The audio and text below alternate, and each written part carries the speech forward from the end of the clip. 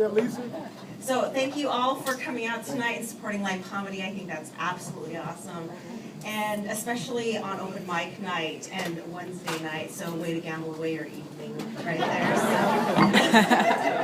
So. But, you know, really, I'm kind of nervous about doing this, and I would really just love to blow you all. Oh wait, I'm so excited. I only have 5 minutes, but I know for some of you that may be too long. So. But really, sorry, put my room coat down there. So I was raised a little bit sheltered. My mom wouldn't let me play with Barbies while I was growing up because she was too afraid that they would turn me into a slut. And all I can say is, joke's on you, Mom. I am lesbian. No.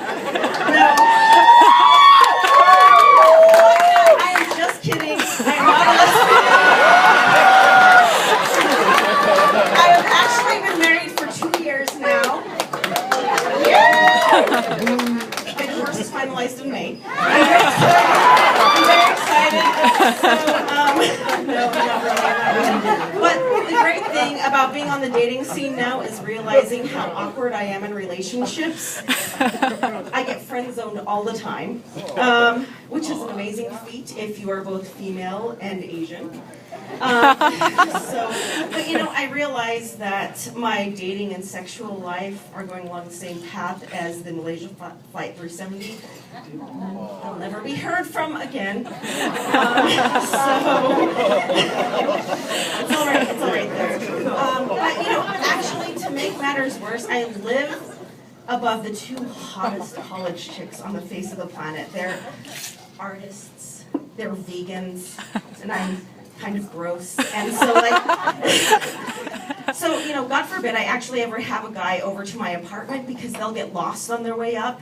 No, fuck that. They will be, sorry, they'll do their siren calls with like their pillow fights that turn into tickle fights, and I'll be at the top of the stairs like, I have the Dungeons and Dragons board all set up. Another one bites the dust, so it's all right. So, I have been on a date recently. And so I've been out of the dating game for a while, so my girlfriends were always like, Lisan, just remember that the first date sets the tone of the relationship. So I'm like, okay, well, I'll keep that in mind. I had a great date, including a goodnight kiss. Yeah. And so then, but after that goodnight kiss, I turned around and I realized that he had just kissed me in front of a Nickelback poster. And I'm like, I don't know about you guys, but I'm no expert in this field, but I'm pretty sure that means that that's not going anywhere.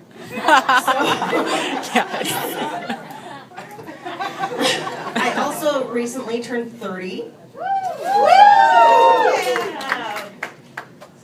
Tits are turning sad. But like,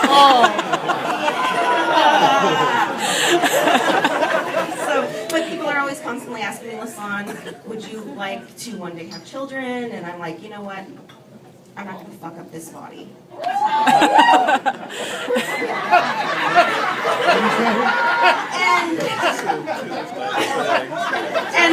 all I was going to say is that, you know what I finally realized was, it takes a lot of work to do this. You have to go out to eat multiple times a week, sometimes twice in one day. You have to drink alcohol constantly. And do you know how painful it is to actually keep eating after you're already full? It's really, really hard. So, but you know what? I'm also Korean and adopted, just in case any of you were curious, and which I find is also the best way to disappoint a guy with an Asian fetish. You know, you just see the light in their eyes when they realize they're not going to meet my mother, who force feeds them kimchi, and my hotter older sister that they'll never be able to fuck. But you know, guys are really sweet. They're really, really sweet. They will, you know, stick around and try to like me for me, and but you know, then it helps me feel less objectified when I go to their apartment and I realize there's nothing but anime posters and jiu-jitsu trophies in their apartment. But finally, I guess I would just have to say I will never blame somebody for having a type. I have a type. I have 2 types of guys that I go for all the time.